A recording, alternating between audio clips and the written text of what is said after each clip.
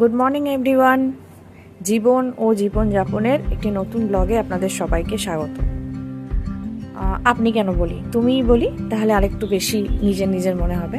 তো তোমরা অনেকেই বলো যে দিদি তোমার বাড়িতে প্রচুর পুজো হয়, দেখেছি কি কি পুজো হয়, কখন হয়, একটু তুমি তো জানাতে পারো আমাদের। তো ভাবলাম আজকে একটা ব্লগের মাধ্যমে সেটাই জানিয়ে দিই, তাহলে তোমাদের সকলেরই সুবিধা হবে।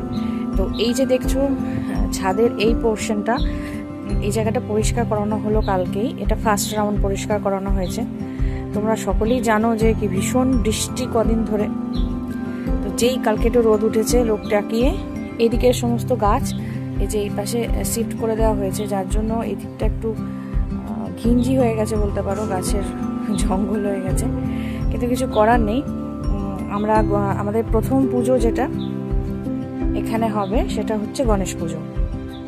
তো গণেশ পুজোর প্রস্তুতির প্রথম ধাপ বলতে পারো আজকের এই এই ছাদ পরিষ্কারটা।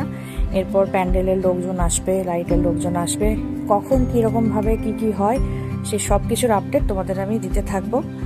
তো আশা করি তোমাদের ভালো লাগবে। ব্লগের মাধ্যমে দেওয়ার কারণ একটাই, যাতে সবাই একসঙ্গে দেখতে পারো। আমার ছাদটা অনেকটাই বড়, এই নিচের পোর্শনটা ঠাকুরের বাসন টাসন এখানটায় ধোয়া হয় আর কি। আস্তে আস্তে দেখবে তোমরা, যত পুজোর ব্লগস পাবে তত তোমরা বুঝতে পারবে। গণেশ পুজো প্রথমে ছেলের আরাধনা, তারপর তো দেবী দুর্গা সব পরিবারে আসছেন, তো সেটাও দেখাবো তোমাদের।